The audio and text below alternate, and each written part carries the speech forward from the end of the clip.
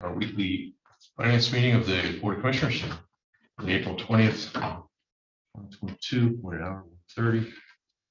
Call the meeting to order.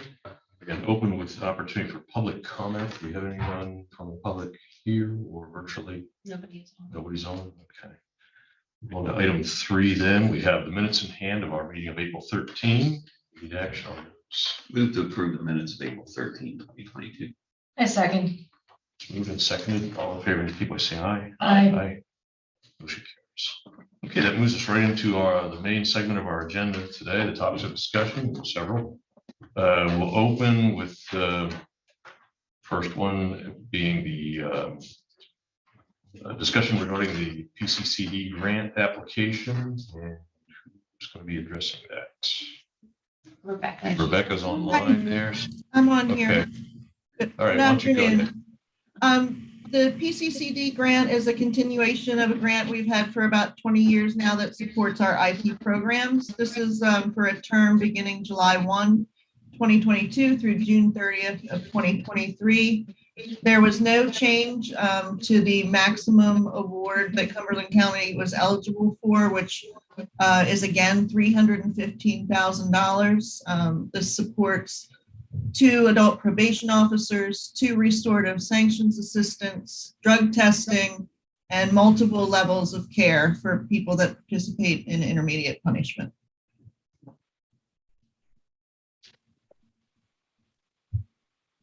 Any questions for Rebecca? No, I don't have any questions. When's the last week you received an update on the IP program in general? I'm sorry, Gary, I couldn't hear. When's the last we got an update on the IP program? It was covered a little bit in the recidivism study, I think, at the last CJAB meeting. But I could run a report if you'd like to. Yeah, we used to receive a regular update on that. I mean, I'm okay with getting a written report, and then we can follow up with you if you want.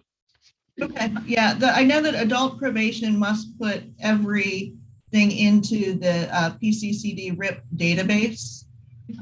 So all of those statistics are kept and we do have access to them. And I can speak with Carrie Hauser about making regular reports to you. All right. Yeah, let's do that. Okay, thank you. Anything else? Okay, so we have was there any additional information to present on that? Because it's apparently an option for us to take action today if we're so inclined. No, there was just one additional signature page that gets attached, uploaded into the eGrant system. And basically that is the program verification of the programs that we're running, and nothing changed on that from last year either. And Gary, that's usually signed by you and Aauw Whitcomb. And it needs signed along with the signature page so I can upload it with the grant. Right. Okay, so you are looking for approvals today? Yes, please. It's due oddly on a Monday this year instead of a Friday. Right. The 25th. Any additional questions from anyone, or someone wish to make a motion? I will move to approve the Cumberland County Prison PCCD Grant Application in the amount of $315,000. Second. Moved and seconded. All in favor indicate by saying aye. Aye. Motion carries. Thank you. Okay, next item of business is we have our quarterly update from the County Commission for Women. And you are Kelly, I assume? Yes, I am. Good to see you. Thank you. Good afternoon, Commissioners. As I said, my name is Kelly Smith, and I am the current president of the Cumberland County Commission for Women, having assumed the position in January. So I'm going to provide an update as to where our membership stands and the current programming that we have going on right now for the Commission. As a reminder, our mission of the Cumberland County Commission for Women is to encourage and empower girls and women across our county. To give an overview of where our membership stands, currently we have 18 approved members. at our last meeting, which was last week, we had 4 interested members join us, 3 of which have been approved by our committee for your approval. One of the members, it was determined it wasn't a good fit with her interests. We have Rhonda Hendrickson as a new member. We're really excited to have her. She's the Vice President of Programming for the Harrisburg YWCA. She's a national speaker. She's done a ton of outreach in the areas of human trafficking and domestic violence, so we think she's going to be a great asset to our commission. We have Stephanie Okanuski, who's with the Pennsylvania Rural Electric Association. She coordinates youth tour across our whole entire state and New Jersey, bringing students to Washington, D.C. every summer. So she has expertise in scholarship writing, which I am going to mention about our CCCW scholarship coming up in a few minutes. And then we also have Sandy Jaleo, who's a retired teacher, and she has expertise in English as a second language. So we're really excited to have these 3 new members join us, which is going to bring our commission to a total of 21 members, which is really exciting because our commission can handle a max of 25, which is by our bylaws. So 21 out of 25 is really exciting to see our membership grow. Moving on to our programming.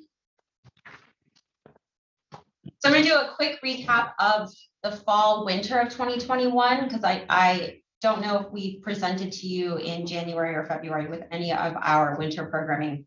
So in the fall of 2021, we attended the Carlisle Women's Expo, and at the Expo, we conducted a survey of all attendees to see where women across our county wanted to learn, what they wanted to learn about, essentially areas or programming that we can do. And we wanted to really make sure we were hitting our target audiences. So that's why we conducted that survey. And the top area of interest on that survey was learning about domestic violence and also connecting those to resources. So we have a program coming up in the fall of this year on domestic violence awareness. We're partnering with Cumberland Perry Domestic Violence Services, where it's going to be a panel discussion format. We have a survivor, a family member of domestic violence speaking. So we're really excited to be offering that. It's still in the early planning stages. We don't have a title yet and we haven't released anything, but that program is in the works based off that survey that was conducted in the fall at the Women's Expo. In the winter of 2021, we did a homelessness project as well. We collected donations and supplies for various agencies across our county. We partnered with Cumberland County Children and Youth, Domestic Violence Services of Cumberland and Perry counties, and also James Byrd Elementary School in Shippensburg. We really wanted to make sure that the resources got spread out across the county, not just centered here in Carlisle. So that's why we reached out to James Byrd Elementary, because so many of the families that they serve do experience poverty. So that's why we reached out to them. Over 100 families were positively impacted by this initiative, and all of the organizations that we partnered with were extremely, they were so excited and very appreciative of our initiative here. So moving on to the programs that we have for 2022. So again, based on the survey that we did, so the top thing on the survey was domestic violence, but there also was a comment made about learning about legal matters that affected women. And I thought that was really interesting. And I'm using the term legal matters loosely. We want to connect women with resources. So based on the survey, what these women that responded to the survey wanted to learn about is, how do you go about getting a PFA, or child custody matters? Where do you go? What are our options? So we're working on a lunch and learn panel discussion, just short 30-minute bites to connect women with resources. So we're partnering with our Cumberland County DA's office and also Mid-Penn Legal Services to do one of the lunch and learns on PFAs. Where do you go? What does it look like? What does a PFA cover? We're doing one on child custody. We have an attorney coming in that specializes in family law to talk about what does a child custody order cover, what's allowed, what's not allowed. We're doing one on childcare, so what to look for in a child care facility. What are the state laws regarding a child care facility? So I use the term legal matters, like I said, loosely, because they're not necessarily the legal system, but just how to navigate these matters that affect women and connecting them with the resources or individuals that can serve them. So that's a lunch and learn that we're planning now for the spring to maybe start in May and July. We're coordinating with our speaker schedule. I know our DA's office, they just finished up trial week, so we're working on with ABA hair schedule to get that nailed down, and the other attorneys and the speaker schedule. So that's in the works for spring of this year. We also have the AAUW Beyond Suffrage event coming up on May 5th. So our commission partnered with the Carlisle branch of the AAUW. This event was originally scheduled for 2021, but it was canceled because of COVID. So we're really excited that it is now back on as an in-person event on May 5th from 4 to 8 p.m. at the Historical Society. And we have 2 sessions during this event. We're going to be talking about social barriers and biases, and then also workplace challenges. And it's all centered on encouraging and empowering women. It's a free event. Registration has been really positive. We have a meeting on Thursday to discuss where our registration is at currently, some of the final numbers, but it's been really overwhelmingly positively received. And we're very excited to be offering an in-person event finally. Our next program is our scholarship. We had our meeting last week, and as of date, so this was released back in March, our scholarship, and unfortunately we didn't have any applications come in. So we made a motion at our meeting last week to restructure and revisit the scholarship in July. As it's currently written, the scholarship is $500 for a non-credit program for a leadership program. So with Rhonda being voted in as a new member, she, with her connections with the YWCA and some other local nonprofits, we were talking about maybe make it a 4-credit program for maybe a woman that's experiencing hardship. So maybe a client of the YWCA or maybe a Hope Station that's experiencing maybe domestic violence, or maybe they're displaced and looking to get back into the workforce. So we're looking at restructuring it and maybe release it in the late summer or early fall, still for a $500 scholarship, but just rewriting the language of it to maybe be for credit or open the demographics that we're accepting for the program. But we are very excited to have this scholarship off the ground. And then we're always looking for new opportunities to engage and connect with the women across our county. So we're always looking to volunteer and partner with other organizations and agencies across our county to get our mission out there. Any questions about the work that the commission is currently doing? That's nice. Good presentation. Thank you, ma'am. Partnerships you mentioned, what, give some examples of they've worked with. So we're currently working with the AAUW. We've worked with Hope Station. We've partnered with the library system. We partnered with Children and Youth, Cumberland Perry Domestic Services, some of our elementary schools. So Jamesburg was one, but we've done some with the Carlisle School District partnerships as well. Thank you, sir. And we're really trying to move back to in-person events. So that's why the AAUW, and I'm so excited for it because so much of our programming was virtual. So it's really exciting to be back and connect face-to-face. Kelly, we never thought about maybe reaching out to the chambers of commerce. So it's funny you say that. I actually did speak a few months ago at a chamber event, and that's how some of our members that were in attendance at our last event, that's how we got some of our membership, because it was a women's event and I mentioned about being involved with the commission. And our workforce segment of our Lunch and Learn series on legal matters, I did reach out to the chamber and they're going to secure a speaker for us for that topic.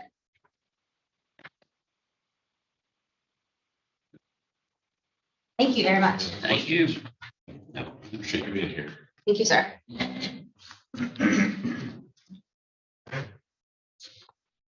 Brings us to our third item here. We have Mr. Faber, Rock Consulting, here to discuss the Arpa grant program and application process. Doing the snow. Always.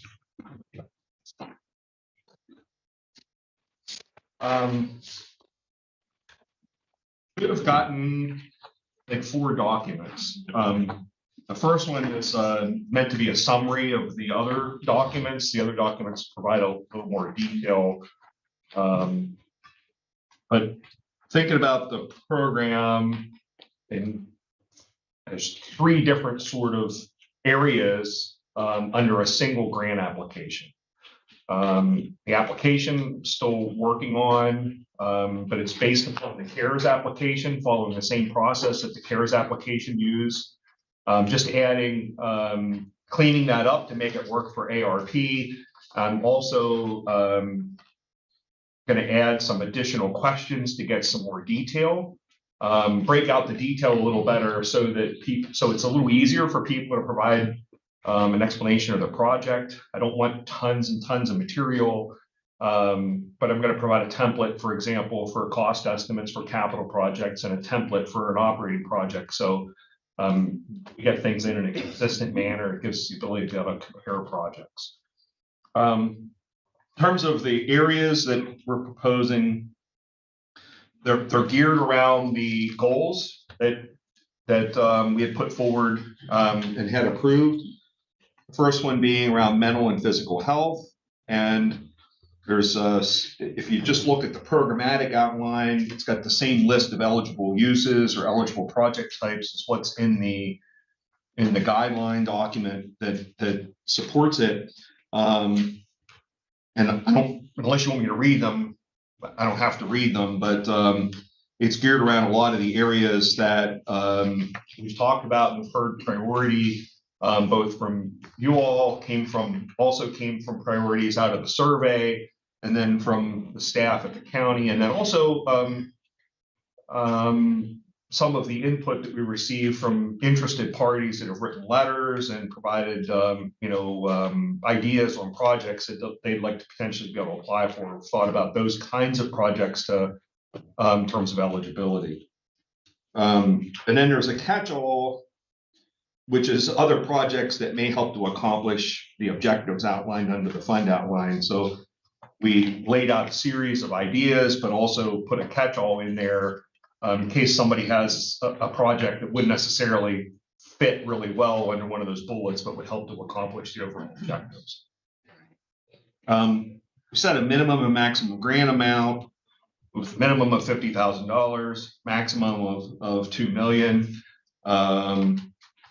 The one difference between the mental and physical health program compared to the others is for services, we said there's no match required. A lot of the agencies or entities that deliver the services are already being funded by the county. So it wouldn't make a lot of sense to request that they put up match. But for capital projects, in some cases, I know of some capital projects out there, like facilities and things like that.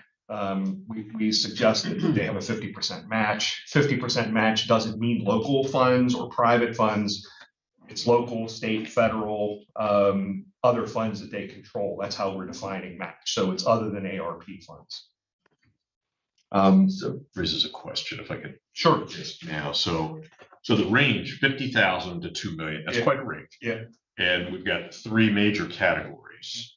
Is that an appropriate range for each of those categories? Because some of these you've mentioned are very capital intensive. So think typically those would be big ticket items, and a lot of the other might be smaller. Much smaller. Yeah. So did we consciously decide not to do a range specific to each category? Well, I initially on the mental and physical health projects, I'm thinking about from an operating perspective that you may end up with projects that span over 4 or 5 years. So you might end up, like I was thinking about it the same way you were initially, and thinking, well, a single year project might be smaller. Maybe we should cap it. But you may end up with somebody coming in and proposing a project that goes over 4 or 5 years, and so they would need operating funds each year over that period, and that could add up. So that's one of the reasons that amount's a little higher. Would there be a possibility that some of those multi-years that we would want to fund some of the years, but not all of them? That's correct. So you could, this just because somebody puts an application in for a certain amount doesn't mean that you have to award that amount. So somebody could put an application in, let's say they want 100,000 a year over 5 years for operating, and you say, well, we're interested in the idea, but we can only fund 200,000. We'll fund the first 2 years, and you need to have a sustainability plan for how you extend beyond that, or something like that. So I think we've got the ability to be able to award projects in a variety of ways.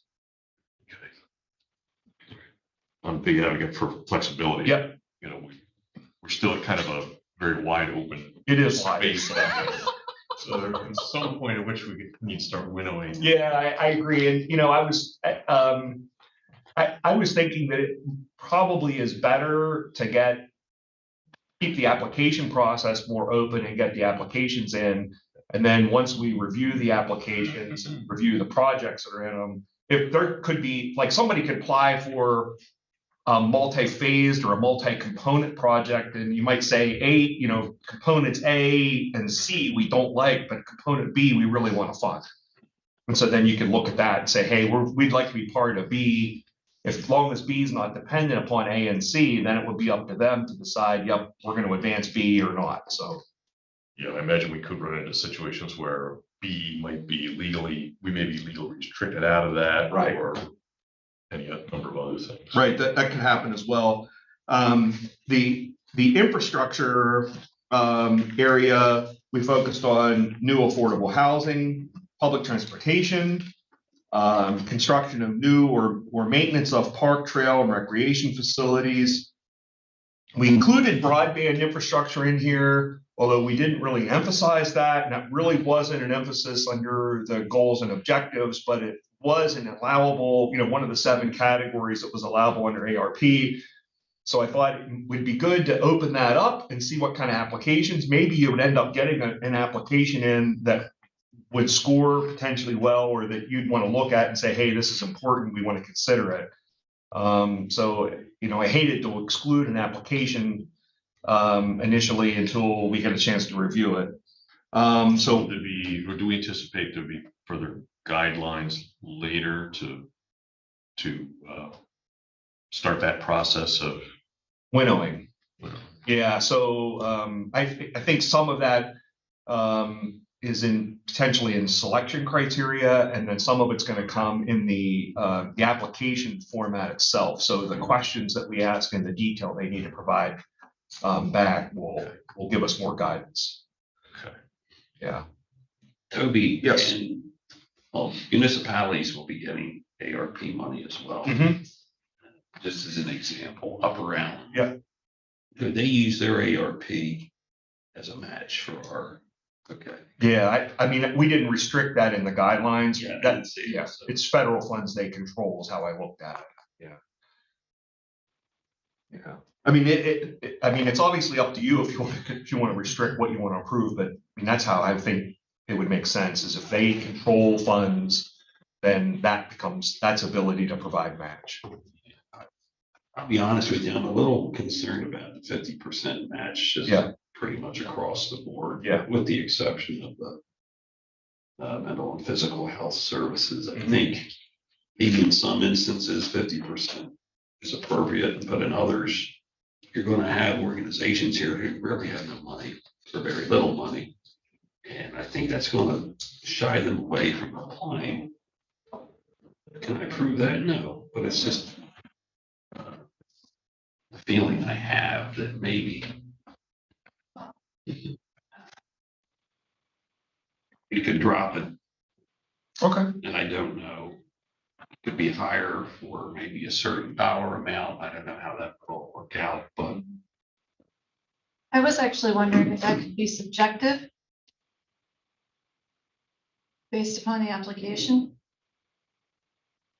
And Toby, when I think about that match, I think particularly of that P25 radio project, I think there are some entities that need those radios that have money, they set money aside, and some of them didn't. Mm-hmm. So just under the table with a match, I think is unreasonable in some situations. I'm not sure it's unreasonable at all. When I read these materials, I was wondering about all of the foster groups that have reached out and said, hey, is ARPA money going to be available to us? Did they plug in under mental and physical health? They would. Okay, They definitely could, and they could also fall under that third category, which would be nonprofit, which is a catch-all for anything that's yeah, I know, covered. and I just want to Yeah. make sure that, I mean, when I read these, the first thing I thought is, oh, we've excluded Yeah. people, and I want to make sure that we're not excluding Really tried. anything that is eligible. Really tried not to do that. So even under the mental and physical health area, if you look at the next page under eligible applicants, so we included businesses, nonprofits, or practitioners, figuring that some people may not even be incorporated. They might just be a sole practitioner that's out there. And so, like, to eliminate any question about whether somebody thinks of themselves as a business or not. So, I think we would do the same thing that we did with CARES Act. So at the very beginning of the process, the applicant will pick, goal 1, 2, or 3 as their sort of application pathway, if you will.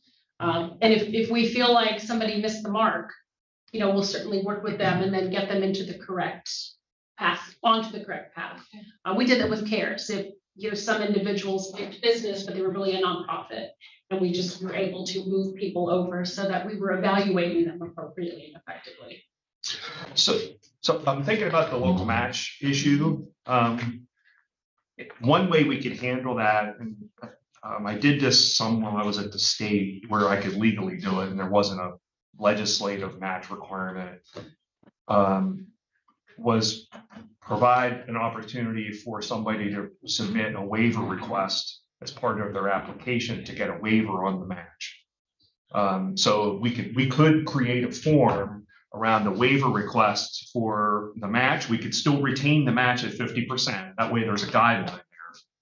But then provide a waiver request for somebody to either request a reduced local match amount or a complete waiver of local match, and provide justification for why they're asking for that waiver. And then that would be, it's a way to potentially do it, or we can reduce the local match percentage. When I started out with this, I was thinking more about 80-20, thinking about like the way the federal match works. And then as we talked about it, there was a suggestion made about going to 50%, but not having that 50% have to be local, not have, so it could be state, federal, local, other grants, other money that they control, and trying to make it apply across the board. So if you have a private developer, for example, that wants to come in and apply for a grant or back a grant application through a municipality, I know of a few of those that people have expressed interest in. You would maybe want them to have a significant contribution toward the project to get public funds and show a public benefit. But if you have a destitute nonprofit that's sort of providing, critical services and they're really struggling, you'd want to have some leeway to be able to address it. And I totally understand that, and anything in between. So I didn't mean destitute, but you know what I'm talking about. Right.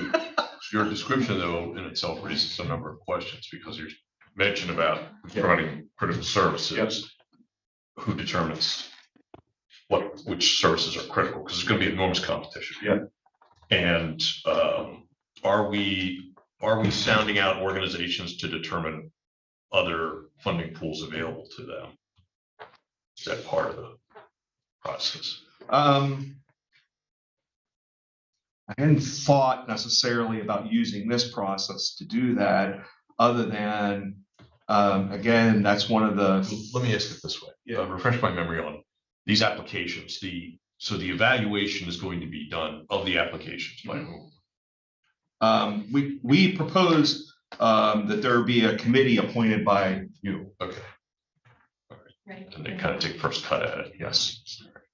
And then in the third page of this document, we said the board would approve or appoint an ARP grant review committee comprised of subject matter experts familiar with the types of projects that are here, and that they would do the scoring based upon the criteria and come back with a recommendation. So there's significant level of screening and scoring here that we would go through the process. I'm not sure if I understood the question correctly, but on the CARES application, and we would continue it here, the applicants will need to provide other monies that they have either applied for or that have been awarded to them. Was that what you were asking? Is that specific? Well, it depends. What I'm talking about is not necessarily just the relief dollars, the COVID relief dollars, but if they have perhaps other, what we want to be doing is filling that gap for those organizations that really have run out of options, in my opinion. Okay. So there are groups out there that have other options. So for lack of a better phrase, we would be the funder of last resort, not the funder of first resort, for those organizations that might have other options. That leaves more money available for those groups for whom we are the last resort. So we could get at that by asking a question or two on the application itself to ask people, number one, how are you currently funding these things, which is one of the components. Another one is what other funds or funding opportunities are you pursuing or have you pursued, and have they been successful? Do you have any active applications out there for funding for these types of projects or for this project, that kind of thing, so we can understand that. Part of it to me also, like going back to that 50% match, having some match requirement there to have them be able to show merit and value around the project to others is also, and merit and value to themselves to put their own money into it also is important. So part and parcel of that is something I alluded to earlier, and that is determining which ones are the critical services. Because again, we're going to have a lot of competition for this. And what seems to be lacking is an empirically based needs assessment of the community. And granted, some of that's woven into the application process, but just at first glance, it looks kind of difficult to really weed out the nice sounding proposal from the critical need proposal.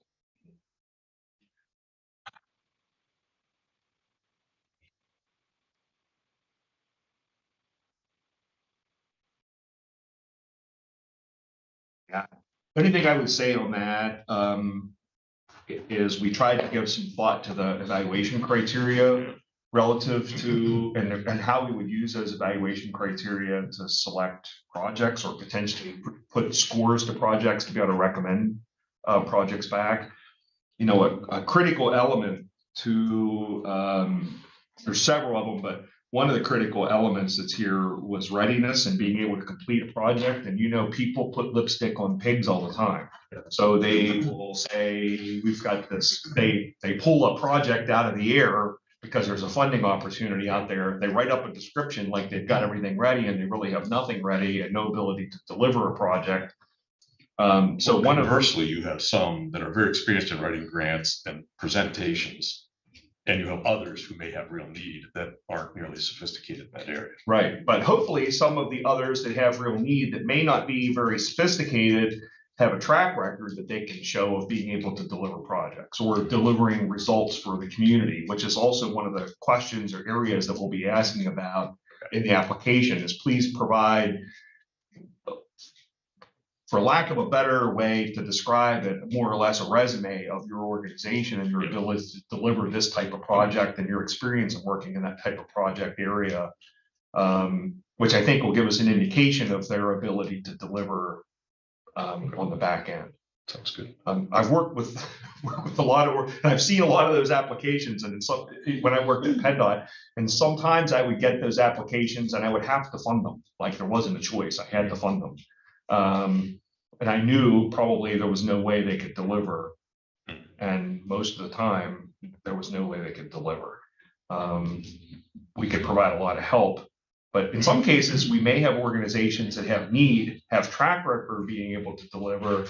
But if you gave them an influx of a significant amount of capital or cash to be able to expand or do something new or deliver a new service, they may not have the institutional administrative infrastructure to be able to handle that as well. So that's part of the other assessment that's got to be made in the application is, you know, if you're an organization that's used to working with a $500,000 a year budget and you're asking for $1 million, can you really handle adding $1 million project and managing that within your organization? How would you do that? So you'd hate to rule that out, but they're going to have to describe how they're going to handle it. that's one of the things one of the detail pieces I'm going to add to that application that, wasn't in the current CARES application. And are we doing anything to, not that we need another step, are we doing anything to educate applicants? We're going to have to. So we suggest in the guidelines that, people get that and have questions, they can email in as a formal process to be able to get help. But my plan was to make myself available. I know the subject matter experts are going to make themselves available. So if somebody has a question or they have a problem that they want to try to solve, or a project they want to try to do and they're not sure how to provide, a description of that project, or they have questions on how to put a budget together or whatever, that we can help them through that process. That all sounds great. I think that's terrific. One of my concerns is these smaller capacity organizations that I referred to earlier, is they may not have thought of the possibility of partnering with organizations that have that capacity. And is that something we can put into the educational process or the advisory process? That's a good suggestion. Another thing that I was also thinking about is there's a lot of organizations that have, met with people at the county, provided letters, provided emails of interest. We've got this project, we'd like to be able to do this.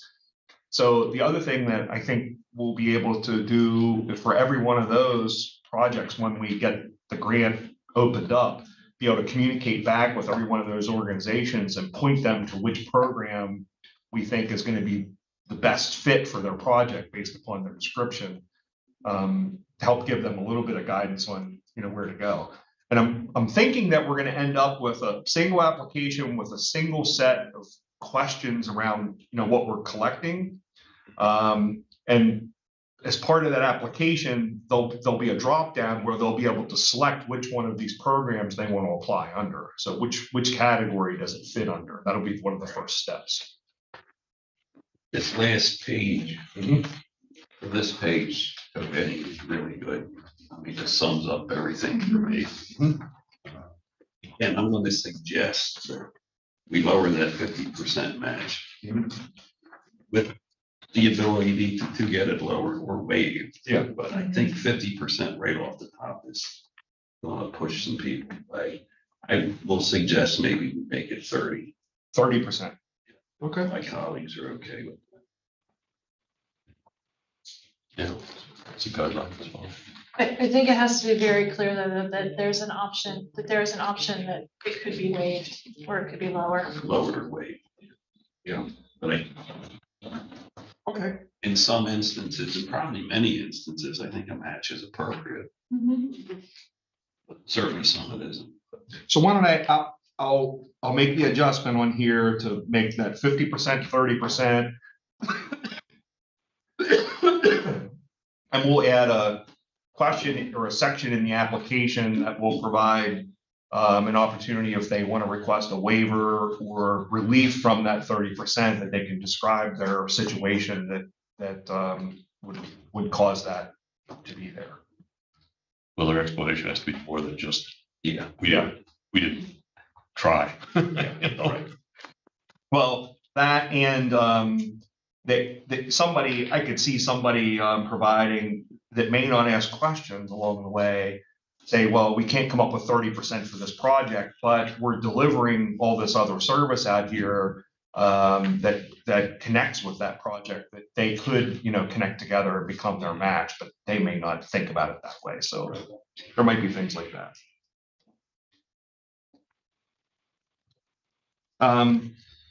So in terms of the last area, that last category, we called that business, municipality, and nonprofit.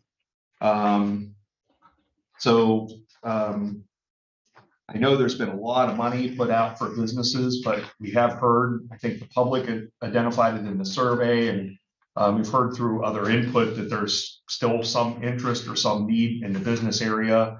So we thought we would include that as a potential eligible area. Partially focusing on business modernization, automation, job training, things that are going to help businesses to survive in the current market.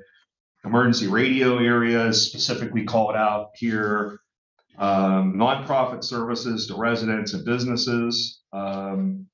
Facility construction renovation that are needed for nonprofit usage. So although we have an infrastructure area where construction could take place, this is, it's another place where facilities potentially could be addressed or dealt with.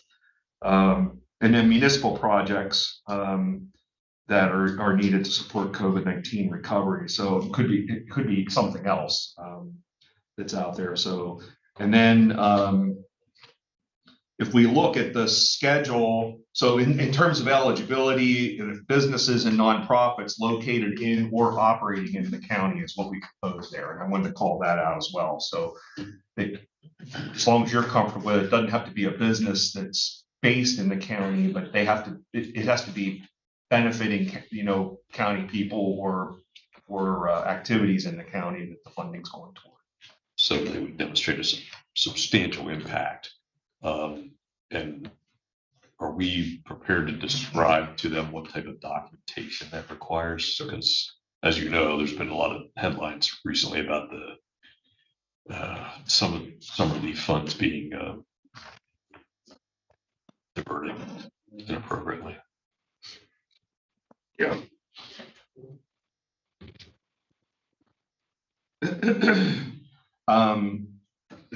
The other piece of that, I was like specifically thinking about, we've had some of the entities that would probably fall under that mental physical health category, but may serve 7 or 8 counties and are struggling financially.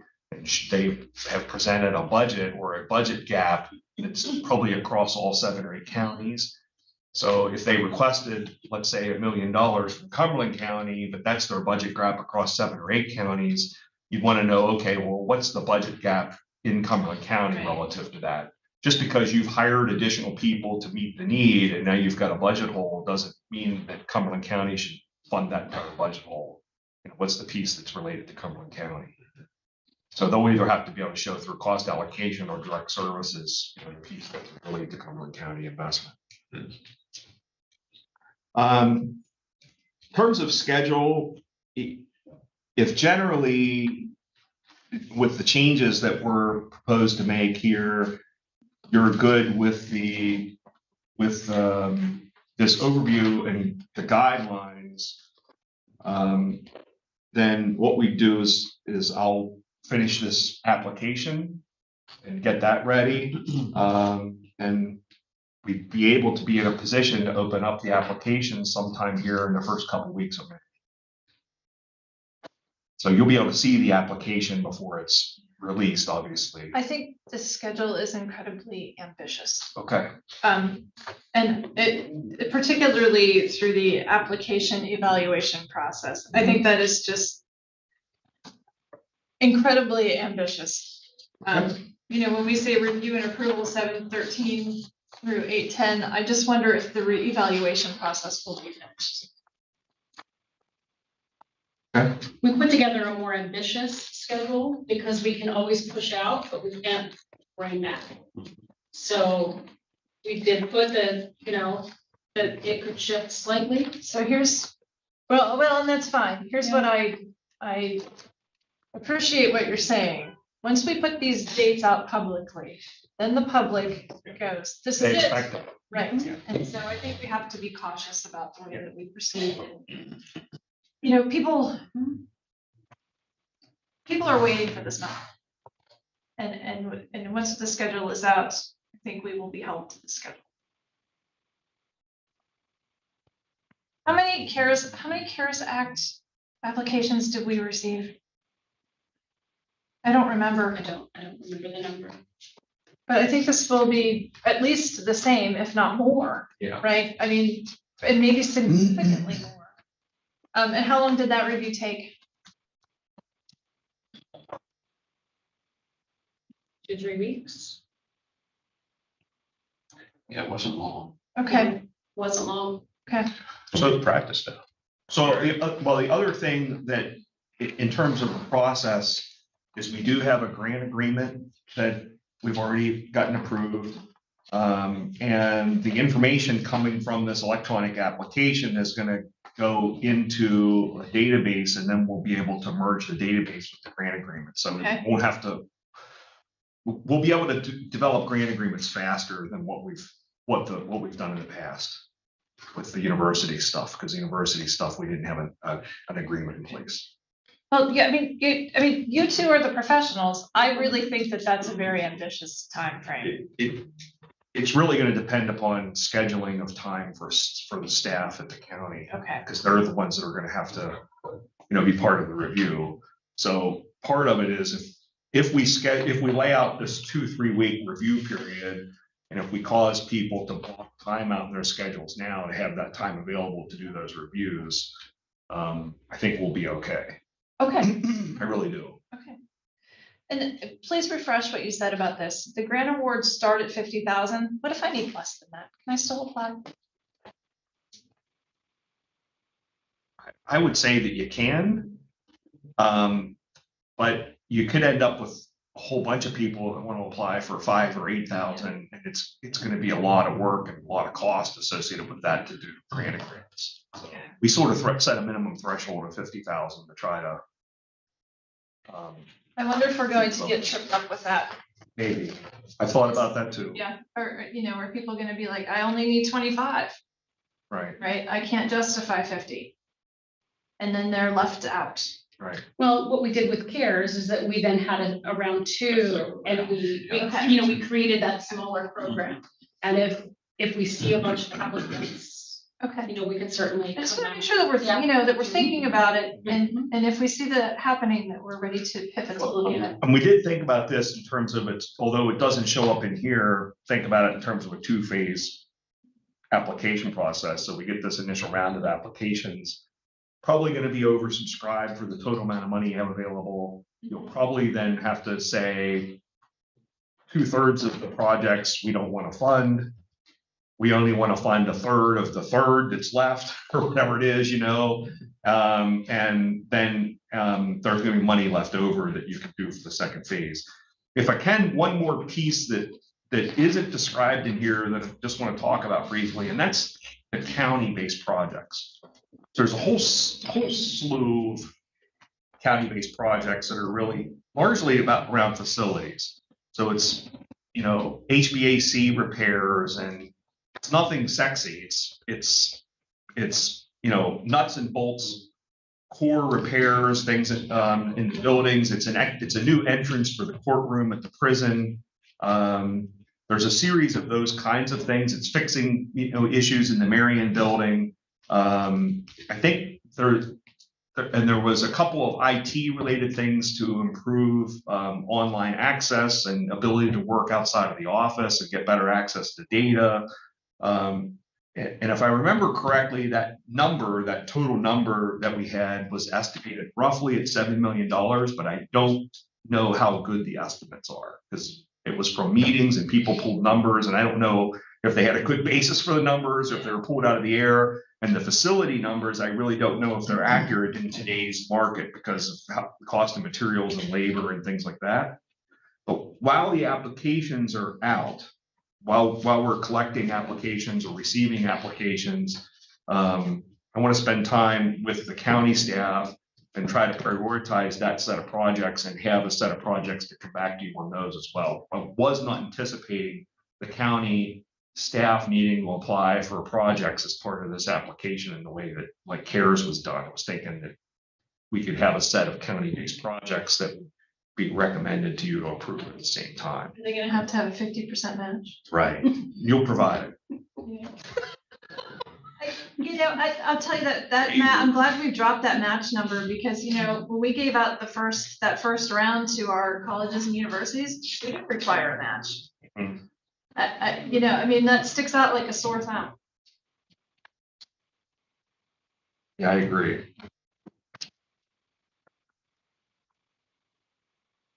I've taken a bunch of notes, but generally, like, other than that set of comments. Do you have other comments or questions? I do. Yeah. So the question of having our departments operate on a competitive basis, just like all other applicants, why would we not want to do that? So I think it's still going to be a competitive basis. What I was going to do is go sit down with those departments and get the details of those projects and try to come up with good cost estimates for them. But not have to have them complete like an application in the same vein as the said application. So we're going to end up with a matrix of projects, costs, an assessment of need, and then we're going to have to sit down as a small group around the facilities and kind of score those projects and come back to you with a I just want to recommendation. ensure that those are Screened. well, no, that they're well conceived and formulated. And if it's competitive, there's a better chance of that. And I think some of this also goes to the whole point about the empirical nature of the process, which is there's going to be a lot of applicants who are going to get no. Right. And what you're going to see is most likely the fact that the county has now spent money on itself, quote unquote, which candidly is what that money was originally intended for. Right.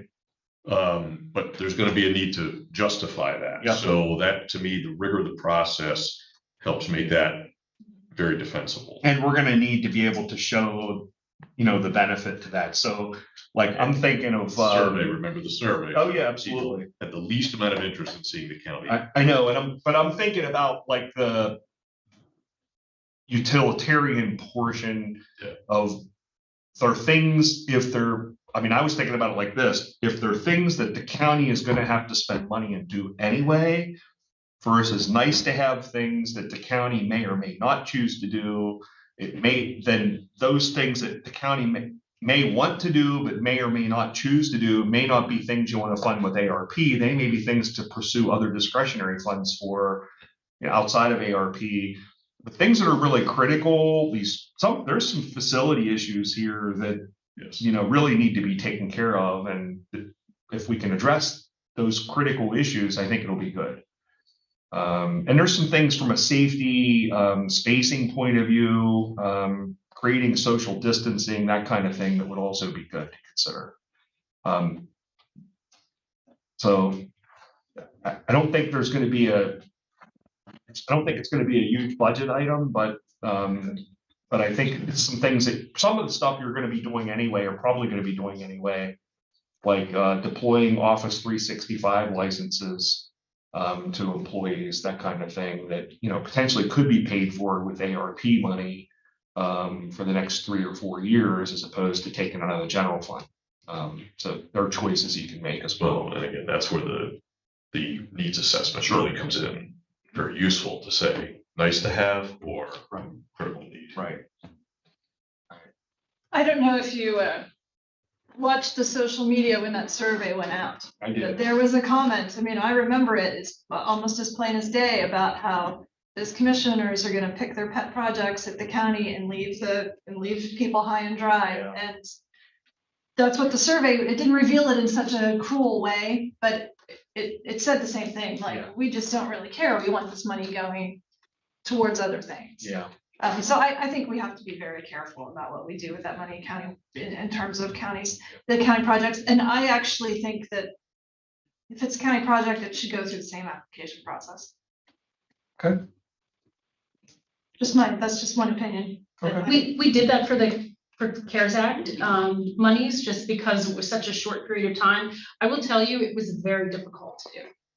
Because I had to try to answer questions that there was no correct answer for, because it was asking money about funding. It was asking money about, the budget. Well, I can't answer any of those questions because I have a budget for this project, but I don't necessarily have all of the answers for all of the other numbers. And so I think that I spent a lot of time trying to figure out the best way to answer questions. Whereas if we can collect that same information, at least the relevant pieces of information, still have it as available as the online application portal, I think we're gonna find a better use of our time. Well, the other piece I would say is I think we're going to collect the same kinds of information, but maybe not everything that you get from external applicants. So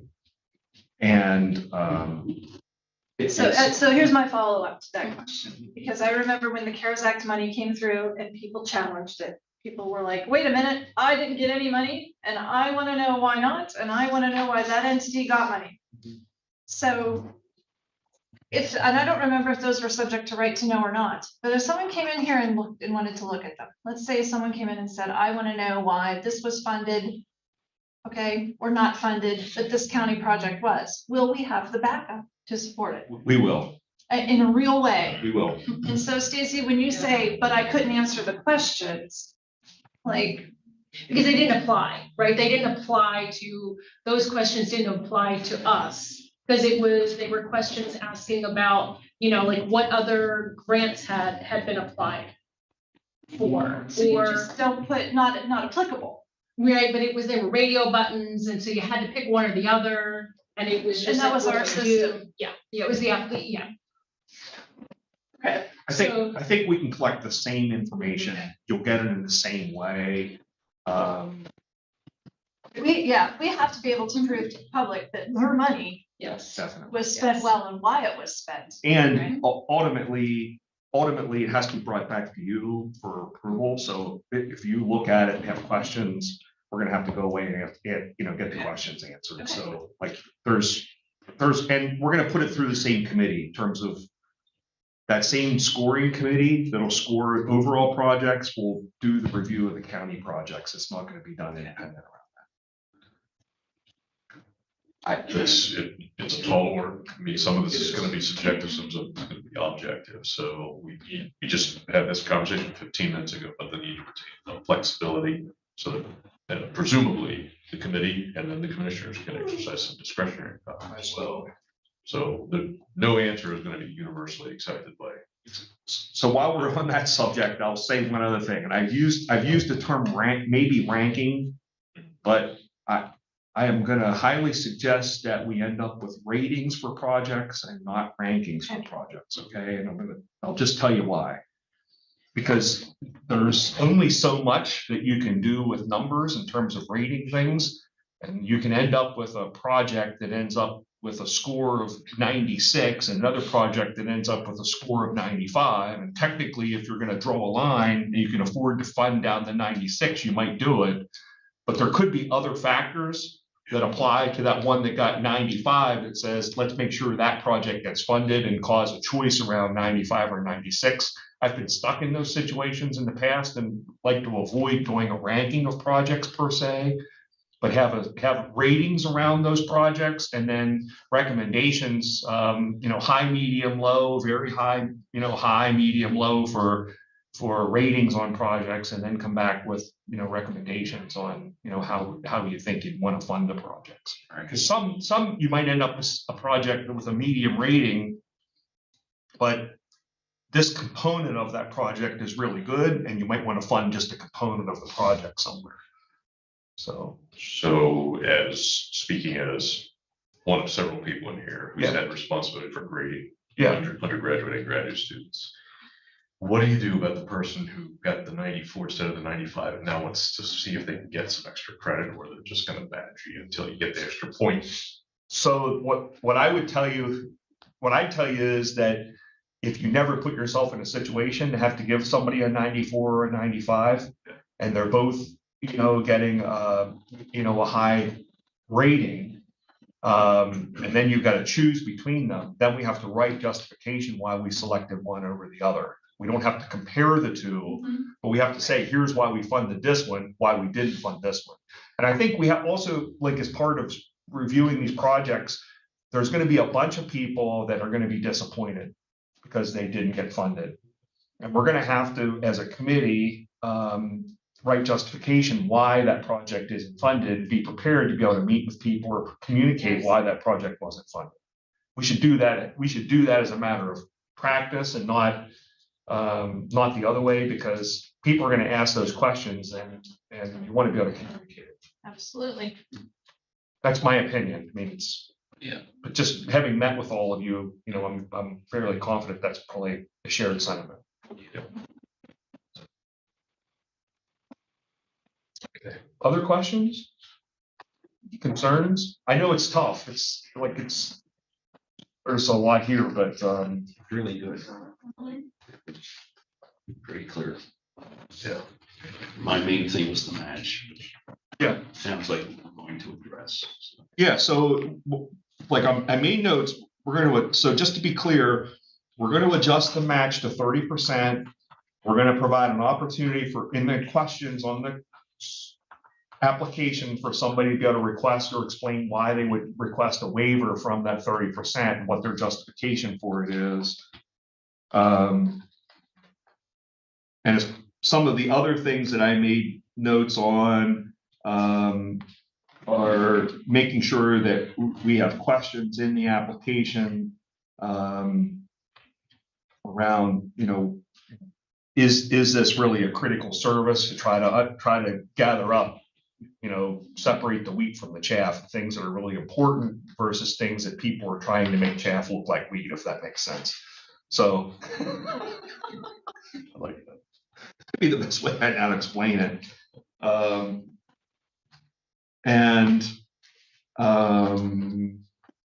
Need to get the application completed.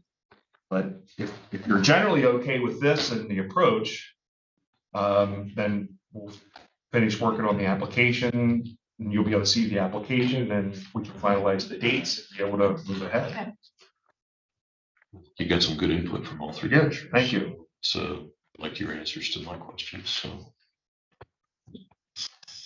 I just wanted to ask the board and Stacy too. I'm thinking we need a motion on this. Yeah, if you are comfortable with the changes that are coming, that would be great, because we could finalize the application for review. And then we'll take a look at the timeline and see if we need to tweak it before we push forward. Entertain a motion. I will try. I'll make a motion to approve the American Rescue Plan Recovery Grant Program and application process that was presented today with the following adjustments. The 50% match will be reduced to 30% with the exception.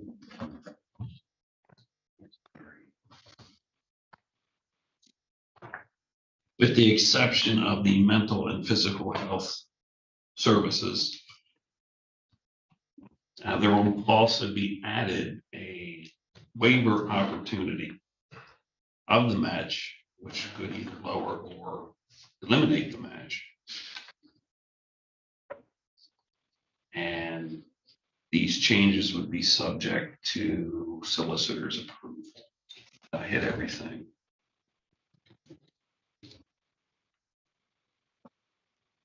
That's my motion. I think you hit everything.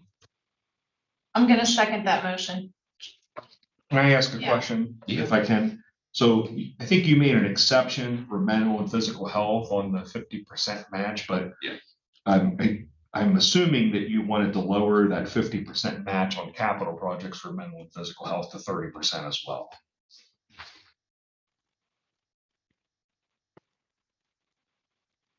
Oh, yes. Okay. Yes, I thought so. So I just wanted to confirm that. Yeah, Okay. As everything long is, as it has the 50. any exception to Waiver. it. Yep, absolutely. Okay. everything is 50 to 30. Yep. Okay.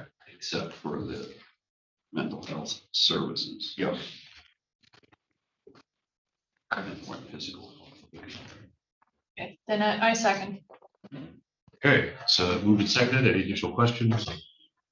There's none. So all in favor of the motion indicate by saying aye. Aye. There are none opposed. Motion carries unanimously. Thank you so much. Thank you. Thank you, guys. Thank you. That was-